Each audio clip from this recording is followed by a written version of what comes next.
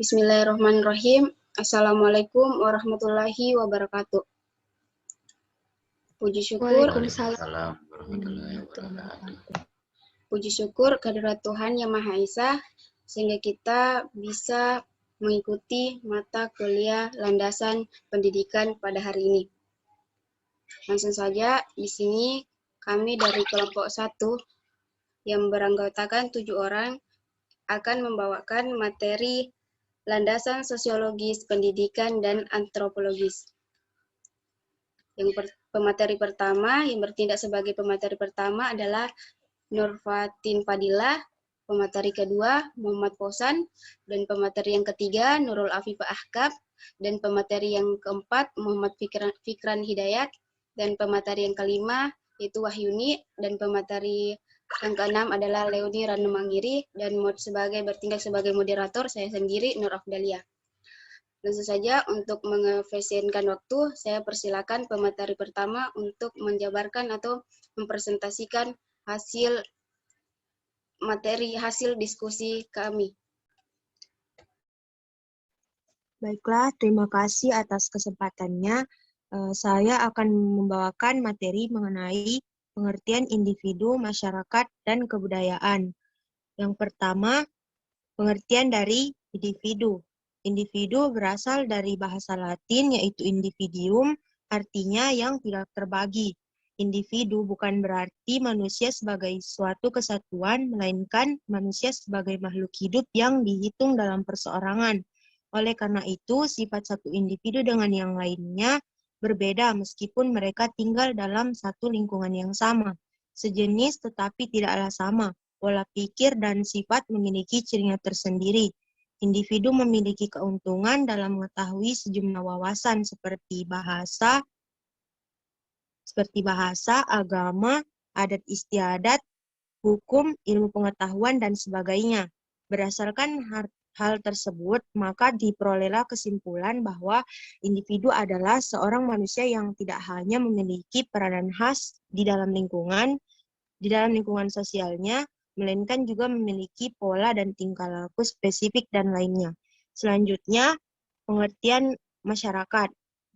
Masyarakat adalah orang yang hidup bersama yang menghasilkan kebudayaan.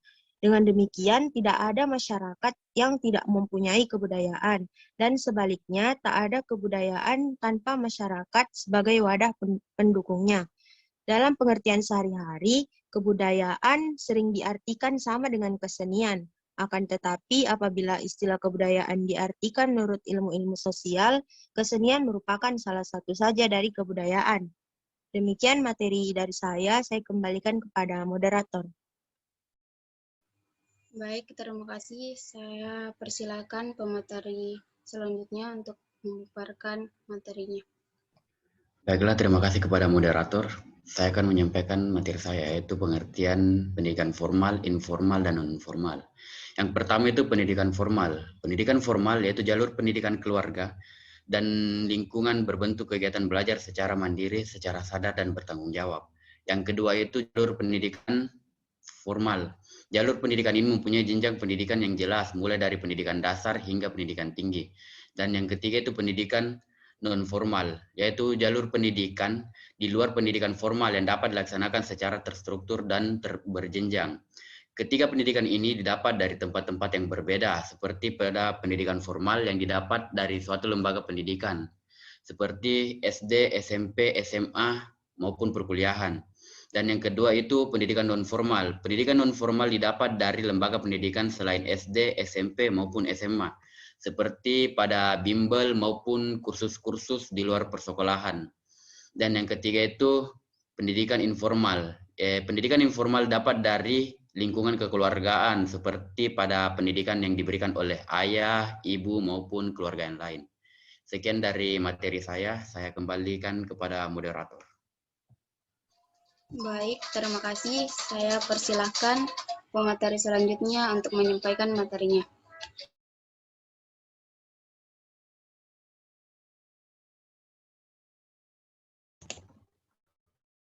Baik, terima kasih saya ucapkan kepada moderator. Di sini saya akan melanjutkan materi selanjutnya, yaitu tentang pengertian sosiologis, pendidikan, dan landasan.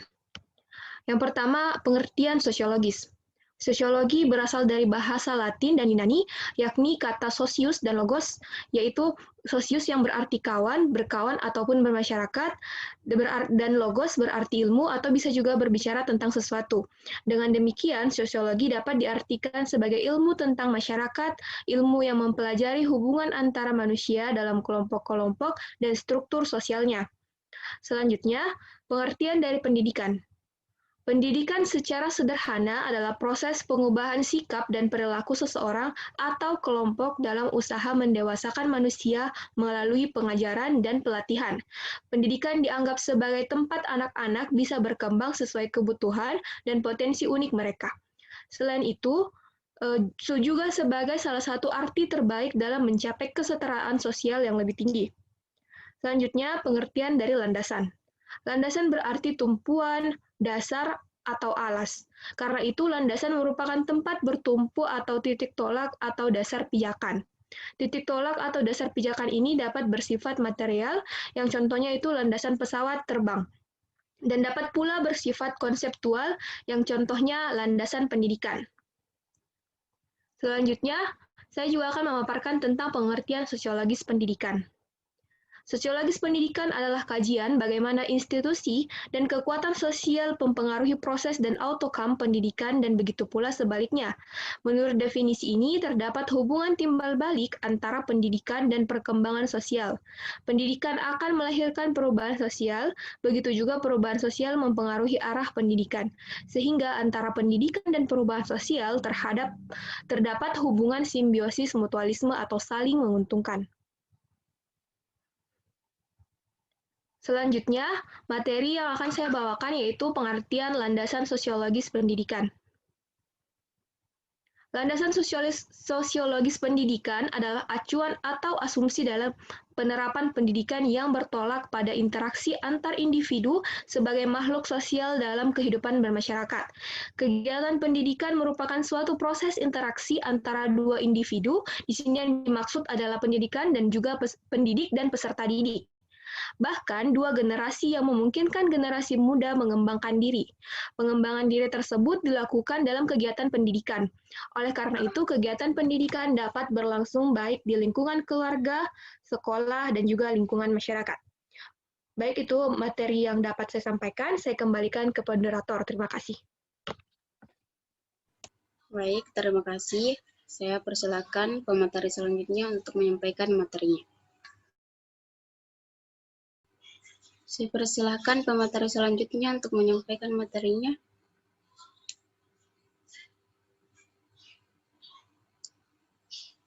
Oh, mohon maaf, rupanya ada kendala jaringan. Baik, saya akan menjelaskan mengenai peran sosiologis pendidikan. Sebelum itu, saya akan membahas sedikit mengenai materi dari sosiologis pendidikan. Sosiologis pendidikan pada hakikatnya menjadi salah satu bahasan penting dalam disiplin ilmu sosiologi, di mana objek kajian sosiologi pendidikan ini dalam sejarahnya tersusun atas 4 fase. Hal ini sebagaimana dijelaskan oleh Ari Gunawan yang mengungkapkan bahwa pada tahap pertama sosiologi masih bersamaan dengan filsafat, tahap kedua pada tahap empiris, ketiga dalam tahap sosiologi tersebut sebagai disiplin ilmu, dan terakhir dalam terbuktinya sosiologi sebagai cabang ilmu pendidikan. Sosiologi diperlukan dalam pendidikan karena yang pertama, sosiologi memberikan petunjuk kepada guru-guru tentang bagaimana seharusnya mereka membina para siswa agar mereka memiliki kebiasaan akrab, harmonis, bersahabat sesama teman. Yang kedua, sosiologi memberikan bantuan pada pendidikan dalam wujud sosiologi pendidikan. Dengan demikian, ilmu sosiologi memiliki peran yang penting dalam pendidikan sebagai acuan atau dasar dalam rangka mencapai tujuan dari pendidikan, dasar atau acuan yang disebut dengan landasan. Yang ketiga, sosiologi yang digunakan untuk meningkatkan teknik mengajar, yaitu metode sosiodrama, bermain peranan atau role playing, dan sebagainya. Dengan demikian, sosiologi pendidikan bermanfaat besar bagi para pendidik. Yang keempat, menganalisis pendidikan juga bermanfaat untuk memahami hubungan antara manusia di sekolah serta struktur masyarakat. Dan yang terakhir, sosiologi pendidikan tidak hanya mempelajari masalah-masalah sosial dalam pendidikan saja, melainkan juga hal-hal pokok lainnya seperti tujuan pendidikan, bahan kurikulum, strategi belajar, sarana belajar, dan sebagainya. Mungkin itu saja materi yang saya sempat sampaikan. Sekian, saya kembalikan ke moderator.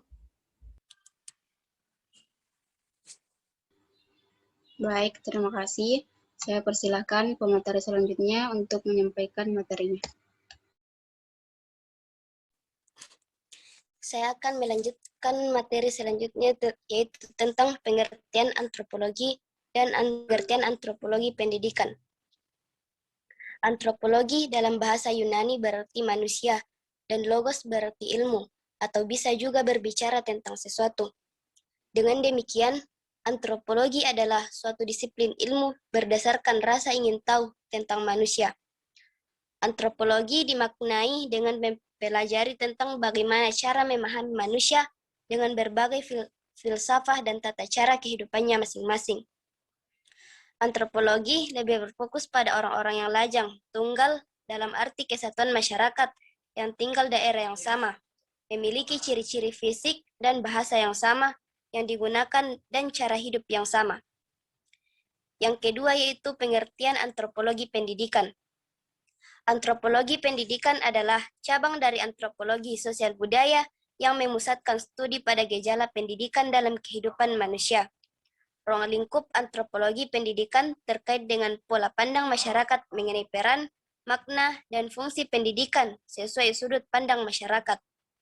Selain itu, ruang lingkup antropologi pendidikan menyangkut praktik pendidikan masyarakat tertentu dan karakteristik khas seperti masyarakat industri yang berpikiran bahwa pendidikan sangatlah penting dan menjadi prioritas, sedangkan masyarakat petani yang menganggap bekerja lebih penting daripada melanjutkan pendidikan ke jenjang yang lebih tinggi. Kajian ilmu yang mempelajari tentang proses transformasi kehidupan manusia dengan berbagai keanekaragamannya, baik itu pola kehidupan, ditinjau dari segi perilaku, budaya, dan lain sebagainya. Ilmu antropologi yaitu mempelajari mengenai asas asumsi dasar masyarakat dan kebudayaan manusia tentang bagaimana masalah perkembangan dan keanekaragaman ragam bahasa dan ciri fisik manusia suatu bangsa. Sekian dari saya kembalikan kepada moderator.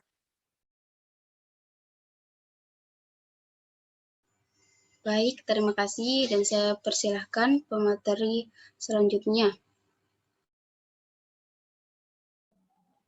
Baik, terima kasih atas kesempatan yang diberikan kepada saya. Di sini saya akan menjelaskan tentang peran antropologi dalam pendidikan. Yang pertama, antropologi apabila dimasukkan ke dalam sistem kurikulum muatan lokal peserta didik, dalam hal ini bertujuan agar pendidikan lebih memperhatikan latar belakang kebudayaan yang berbeda-beda dari setiap peserta didik. Perlu kita ketahui bahwa latar belakang kebudayaan yang berbeda-beda dari setiap siswa akan mempengaruhi kebiasaan atau cara belajar dari setiap siswa. Dengan adanya ilmu antropologi dalam pendidikan ini, pasti akan sangat membantu para guru ataupun pendidik, dan begitu pun dengan sistem kurikulum pendidikan dalam mengatur strategi atau metode pengajarannya, yang agar dapat menyesuaikan cara belajar yang berbeda dari setiap peserta didik. Dengan begitu, para peserta didik akan lebih mudah memahami materi pelajaran yang diberikan kepadanya dan bahkan tertarik untuk belajar mengetahui pelajaran yang diberikan kepadanya. Kemudian yang kedua yaitu antropologi merupakan teori-teori dan metode-metode tentang pengetahuan yang berhubungan dengan kebutuhan manusia dan masyarakat. Seperti yang kita ketahui bahwa antropologi itu merupakan ilmu yang mengkaji tentang memahami bagaimana cara manusia dan tata cara pola kehidupannya. Nah, dari situ akan menambah wawasan ilmu pengetahuan kita dalam hal ini yaitu ruang lingkup pendidikan. Selanjutnya saya akan membahas tentang hubungan antropologi dan sosiologi dalam pendidikan. Yang perlu kita ketahui terlebih dahulu yaitu perbedaan masyarakat dan kebudayaan itu sendiri. masyarakat dan kebudayaan itu merupakan hal yang berbeda, tetapi saling berkaitan erat. Kalau masyarakat itu lebih mendasar dan berhubungan dengan susunan proses hubungan antara manusia dan golongan. Sedangkan kebudayaan itu selalu bertumbuh atau bercorak sesuai dengan masyarakatnya. Karena itu, keduanya baik masyarakat maupun kebudayaan penting bagi sosiologi dan antropologi. Hanya saja penekanan antara keduanya itu berbeda. Kalau pada sosiologi objek kajiannya itu adalah masyarakat, sedangkan pada antropologi objek kajiannya adalah kebudayaan. Antropologi memandang bahwa manusia itu figur yang hidup, yang ada pada lingkungan, serta cenderung melawan lingkungan. Antropologi sering memusatkan perhatian untuk memahami manusia melalui perasaan dan reaksinya. Sedangkan kalau sosiologi lebih menilai manusia secara objektif tanpa melibatkan perasaan dan reaksinya. Jadi dapat disimpulkan bahwa meskipun objek kajian antara sosiologi dan antropologi itu berbeda, namun dalam proses pendidikan dan ataupun pembelajaran, kedua ilmu ini sangat penting karena saling berkaitan dalam hal menunjang proses dan hasil pendidikan itu sendiri. Karena dalam proses pembelajaran pasti melibatkan namanya saling berinteraksi, baik itu antar siswa maupun guru dengan siswa. Nah, dalam proses pembelajaran untuk bagi peserta didik agar bisa mendapatkan ilmu secara efektif, pastinya harus melibatkan namanya kerjasama dengan orang di sekitarnya. Relasi yang dijalin itu harus berjalan harmonis. Nah, di sini diperlukan ilmu antropologi karena kita harus bisa mengetahui latar belakang, memahami perilaku, kepribadian, kebiasaan, dan kebudayaan dari rekan kerja kita, agar kita bisa menyesuaikan diri dalam menjalin relasi dan kerjasama tersebut untuk menghindari kesalahpahaman. Sekian dari saya kembalikan kepada moderator. Baik, terima kasih. Tadi adalah materi terakhir dari kelompok kami. Mungkin sekian dari kami. Dan ini saya mewakili teman-teman memohon maaf apabila dalam penyajian atau presentasi kami ini sangat jauh dari kata sempurna karena beberapa kendala seperti jaringan yang tidak bersahabat.